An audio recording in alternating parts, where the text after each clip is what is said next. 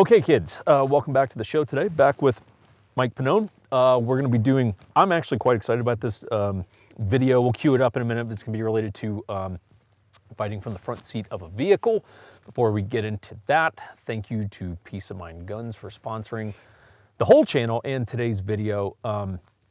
They carry a lot of the stuff that we talk about on the channel. So if you ever see products on the channel and you're like, where can I get that? They carry a lot of the stuff that we carry, so you can go to their website.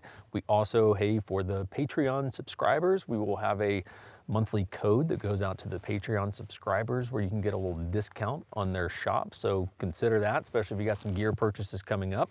Otherwise, thanks to Peace of Mind. And then this is the second video in our little series here, so we'll forego. If you guys are like, who's Mike? Go back to the Y Pistol Red Dots video, and you can get a little bit of a, background and kind of snapshot there. But let's talk about.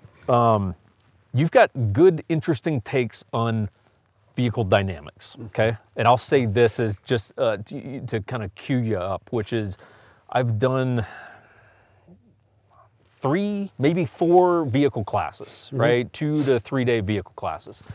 And a big chunk of what is taught in all the ones that I've done is you're engaged in your vehicle, right? And you got a contact front, right, left, rear, whatever it is, right? And now get your gun out and start fighting. And the fighting begins from the vehicle with the assumption that eventually you will work your way out of the vehicle and start working around, cover, yada, yada, yada. But a big emphasis is shooting through windshields and doing cool shit, and we got some stuff to talk about there.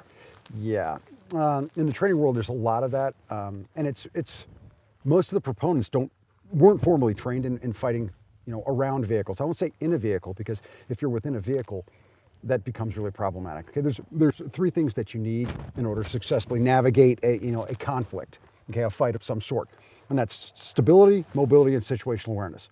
Okay, so if you're sitting in your seat, you've got stability, great. But you've got no mobility and you've got no situational awareness, so you've got very degraded situational awareness. That's a problem. You're in a box, basically, and you're being attacked while in a box. Okay, so that's really problematic. Also, the idea that you're ambushed, ambushes, the way I explain it when I run courses. Let me back up one step.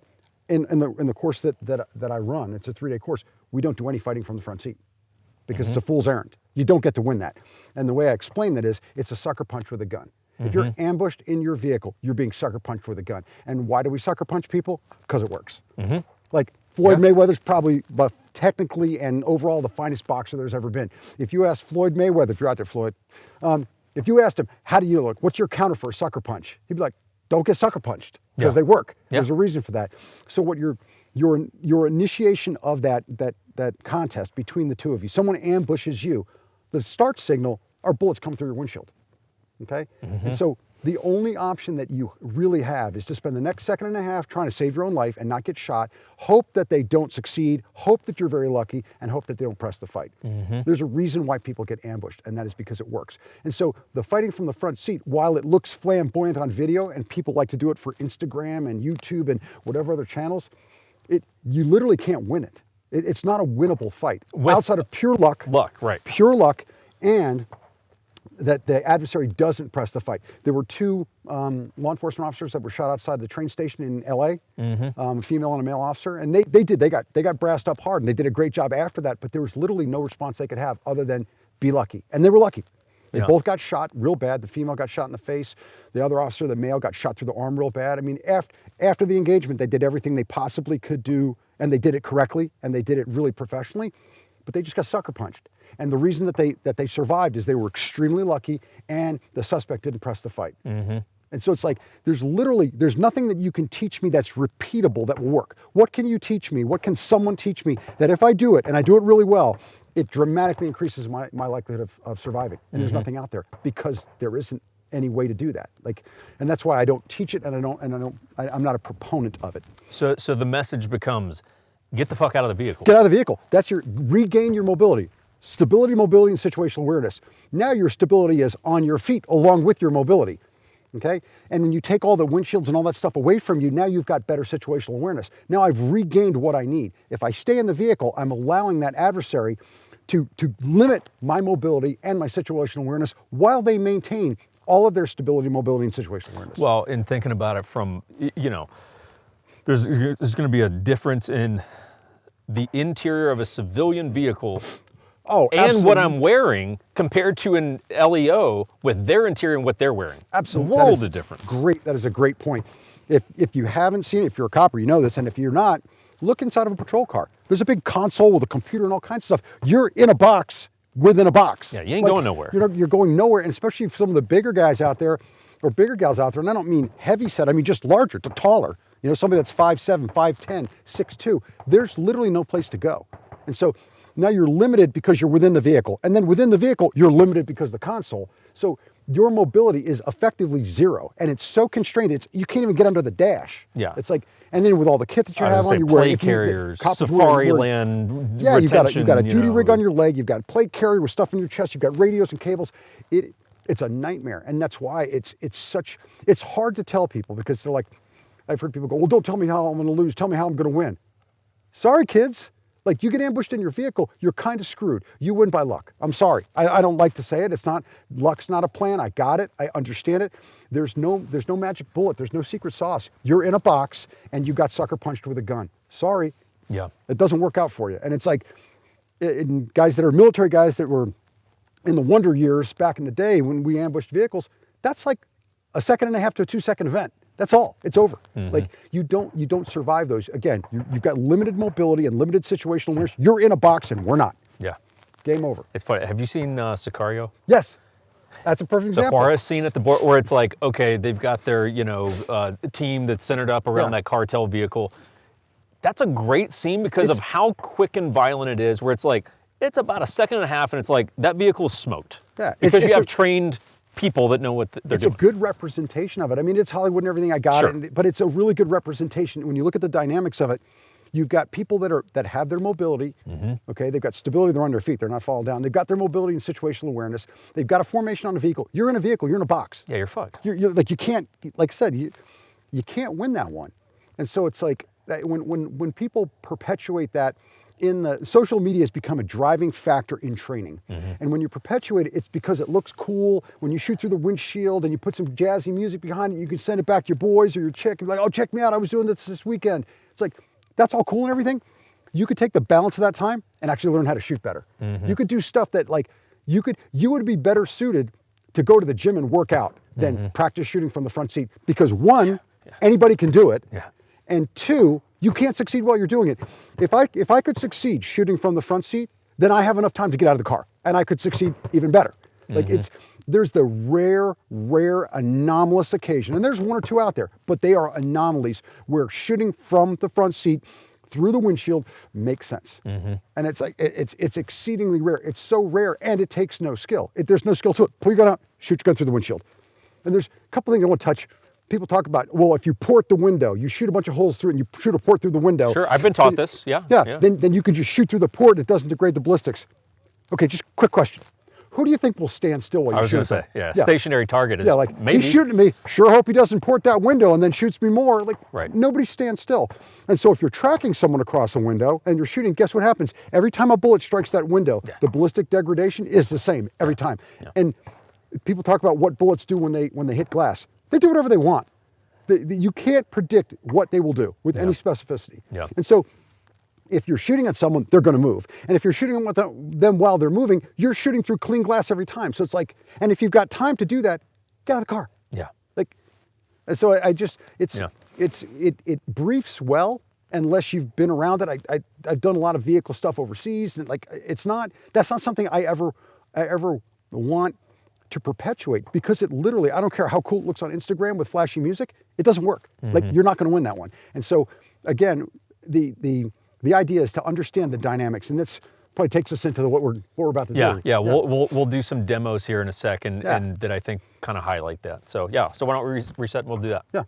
Guys, we'll be back with the video momentarily. Just a quick selfish plug here. If you're looking for ways to support the channel, obviously subscribe, like the videos, all that kind of stuff. We are a real estate company. For those of you that hear that but don't connect the dots, we are real estate agents. That is a great way that you can support us. Go to 1911syndicate.com. Our Patreon is really kind of popping these days. We're adding new merch, different tiers. You get exclusive access to whiskey releases, collab products, behind the scenes content, Q&A, all kinds of cool giveaways, stuff like that. And last but not least, I don't have any merch on right now because it's cold, but we've got merch on the site. You can do that. Again, whiskey releases, all kinds of cool stuff. Check the website. Back to the video. Okay, so let's set up a drill that we're gonna do to demonstrate the Action sucker reaction punch. of an ambush, yeah. Exactly. So what are we gonna do? Okay, this is a drill that I do in all the vehicle classes. Pat and I do it, and it's action reaction drill.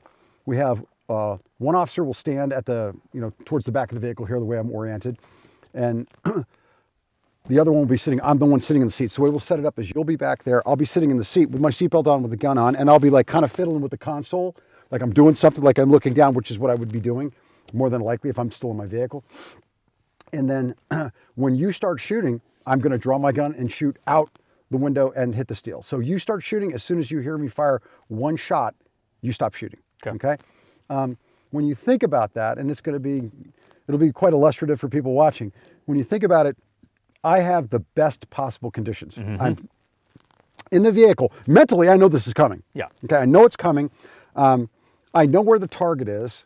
I know that I don't have to discriminate. I just look and shoot at it. Everything is in my favor. My window is open. Everything is in my favor. And it will be a bit of an eye-opener when you see how many shots are fired before I can fire a single shot. And it dispels the whole myth of fighting from the front seat. Because the truth is you'll be sustaining multiple hits through the windshield, whether it hits your body or not. I mean, obviously it's relative. You're going to be taking rounds through the windshield, 5, 6, 8, 10. And in the process, you're going to try to draw your gun, identify the threat, and engage it. It just proves that your highest likelihood for survival is to exit the vehicle. And that if you do get caught in an ambush, that you're really kind of screwed. And so a disproportionate amount of time training from within the vehicle, shooting through windshields, is literally just a waste of time. It's a waste of time. It's like trying to practice jumping off the fourth floor of a parking deck onto the awning below successfully. Mm-hmm. Like it doesn't work that way. Yeah. And so I see it.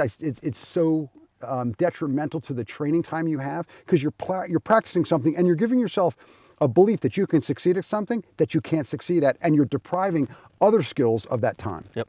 Okay. All right. Let's do it.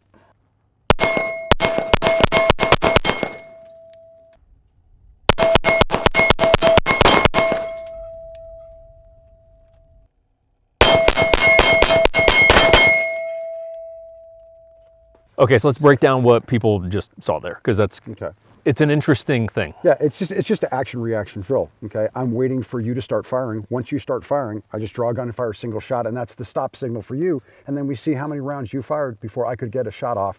Mm-hmm. Mind you, in this instance, under absolutely perfect conditions. Perfect conditions. Yeah. I'm waiting for it. So psychologically, there's no lag time. Like, oh my God, what's going on? I'm waiting for it. I'm waiting for this to happen. What do you think that adds? That's gonna add at least a second and a half. Right. That's good when you're trying to figure out.